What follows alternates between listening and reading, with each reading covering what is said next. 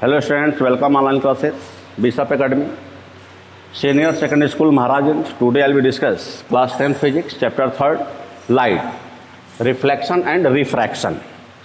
Students, today I will discuss in this video how to the form the image.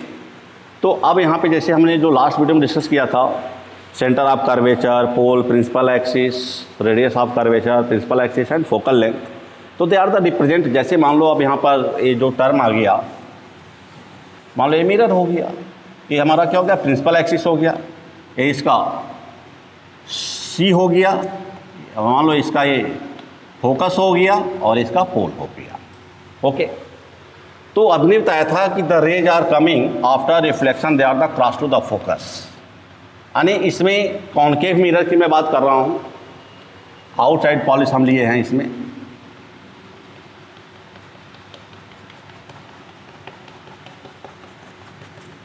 Okay, तो जो ray जाएगा parallel to the principal axis after reflection, they are the across to the focus. तो अब हो गया, देखो C P, ये हो गया हमारा क्या, रेडियस ऑफ कर्वेचर हो गया। पी पॉइंट क्या हो गया, पोल का सिंबल हो गया। ए एफ सिंबल किसका हो गया, प्रिंसिपल फोकस का हो गया। डिस्टेंस बिटवीन फोकस टू पोल क्या हो गया, फोकल लेंथ हो गया। ठीक है, तो रेडियस ऑफ कर्वेचर, तो ए हो गया, सी पी हो गया। अब यह पूरी line C F P is the known as the principal axis. C F P, यह पूरी लाइन क्या हो गया, प्रिंसिपल एक्सिस हो गया। यानी हम ऑब्जेक्ट को जहाँ स्टैंड करेंगे तो क्या होगा, प्रिंसिपल। अब मान लो थोड़ा सा इसको और हम बढ़ा दें, तो जैसे मान लो यहाँ पे एक्स और पी क्या हो गया, X P is the denoting the principal axis.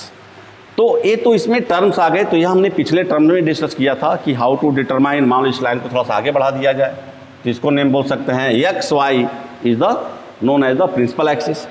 अब रिफ्लेक्शन हो रहा है, तो मान लो कि अब इधर से भी कोई रेज आया तो ये भी रिफ्लेक्ट होगा, तो कहाँ से जाएगा, फोकस से जाएगा। तो ये तो फिक्स है कि in concave mirror after reflection all the rays are cross to the principal focus. तो सारे रेज कहाँ से जाते हैं, प्रिंसिपल फोकस से होकर के जाते हैं। ओके, तो अब यहाँ पे जो कॉन्सेप्ट निकलना है, अब उस कॉन्सेप्ट में मैं बात कर रहा हूँ कि इसके कॉन्सेप्ट क्या क्या यहाँ से निकलेंगे, सामने आएंगे। तो पहला इसमें कॉन्सेप्ट है कि reflection by the spherical mirror. Reflection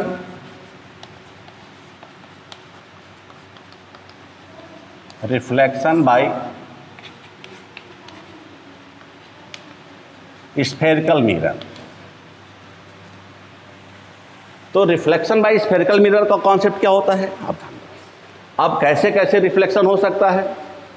तो अगर हम पहला बात करें, अगर कॉन्केव की मैं बात करूं, कॉन्केव मिरर की अगर हम बात करें, तो कॉन्केव मिरर मेरा रिफ्लेक्शन जो होगा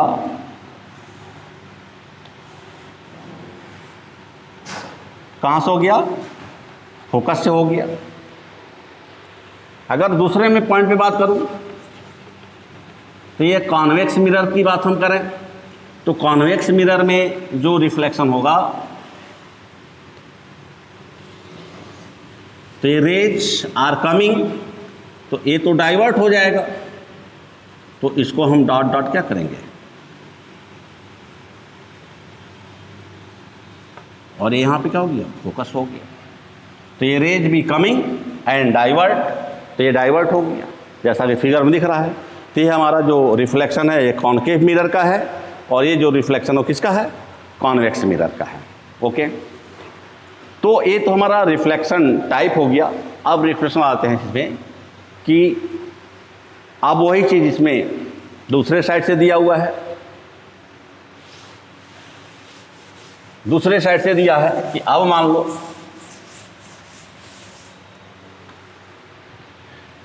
यह हमारा कॉन्केव मिरर है, ये प्रिंसिपल एक्सिस है। मान लो हमने रेज डाउन लिया और ये भी रिफ्लेक्ट हो गया, कहाँ से, फोकस से हो गया। दूसरा हमने यहाँ पे कॉन्सेप्ट लिया, यहाँ पे इन साइड हमने पॉलिश लिया, तो ये हमारा हो गया कॉन्वेक्स मिरर। अब मान लो इस पर ये रेज आया तो इधर डाइवर्ट हो गया, तो ये डाइवर्ट इसमें कन्वर्ज हो रहा है, और इसमें क्या हो रहा है, डाइवर्ट हो रहा है। तो इसी को हम डॉट डॉट क्या करेंगे, आगे बढ़ा देंगे। जहाँ पे कट किया वही हमारा क्या हो गया, प्रिंसिपल फोकस हो गया। तो they are the two concepts, upward and downward rays के लिए होगी. After this we are discuss in concave और convex mirror. In concave or convex mirror, a ray of light incident obliquely at the pole is the reflected obliquely making equal angle with the principal axis.